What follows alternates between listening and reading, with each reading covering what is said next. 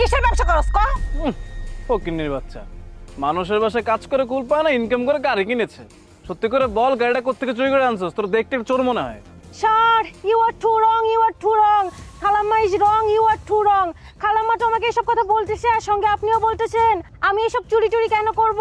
আমি এসব চুরি করিনি, এসব অভ্যাস আমার নাই। আমি তো বিজনেস করতেছি, বিজনেস। আমি তো এখন কোটিপতি। এই কিসের ব্যবসা করস তুই? খালাম্মম, আপনারা আমাকে বাসা থেকে তাড়িয়ে দেওয়ার পর আমার 4 ফিঙ্গার কপাল তো খুলে গেছে আলাউদ্দিনের চেরাগের মতো। আমি তো এখন বিজনেস করি, কোটিপতি। আমার বিজনেসের টাকা দিয়ে আমি সব গাড়ি কিনেছি। শুধু গাড়ি না, আমার কাছে বাড়ি আছে 2-3টা, গাড়ি আছে আরো 2-3টা। আমার যত খুশি খরচ করি, এখন আমাকে কেউ বাধা দেয় না খালাম্মম। আমি এখন অনেক বড় লোক, কোটিপতি। বিজনেস কোন সময় থেকে এসে আমি বিজনেস করে ইনকাম করে কামাইছি। এই গাড়িটা কোত্থেকে ঠোপ মারছো সেটা আমারে বল, এত কাহিনী করিস না। স্যার, আপনি এটা কি বলছেন? আমি কেন টপ মারবো? আমি আপনারা বারবার বলছি যে আমি কারো কাছ থেকে চুরি করিনি। এটা সব আমার বিজনেস। আপনি তো আমার কথা বিশ্বাস করতেছেন না। আপনি দেখবেন একদিন আমার কথা ঠিকই বিশ্বাস করবেন। ম্যাডাম যাবেন না? Just 2 minute, I am coming soon. You সিটে বসো, আমি আসতেছি। Just 2 minute. এই ছেলে, তুমি ওরা ম্যাডাম কেন কইতাছো? ওরে তুমি চেনো, জানো তুমি? আরে আন্টি কি কইতেছেন? ম্যাডাম রে ম্যাডাম কমু না, কি কমু?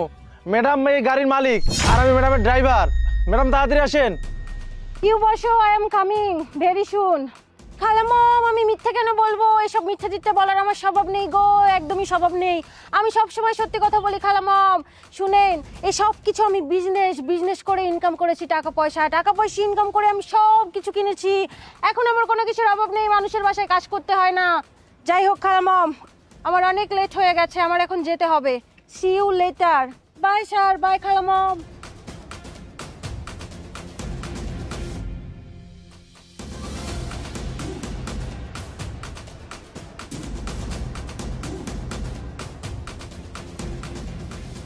মা, আমি তো কিছুই বুঝলাম না। ওর মতো একটা 2 টাকার মূর্তি না এত টাকা চলাফেরা করতেছে। আরে বাবা, আমি তো এটাই ভাবতেছি, ও এত টাকার মালিক হলো কি করে? সামান্য বাসায় কাজ কইরা।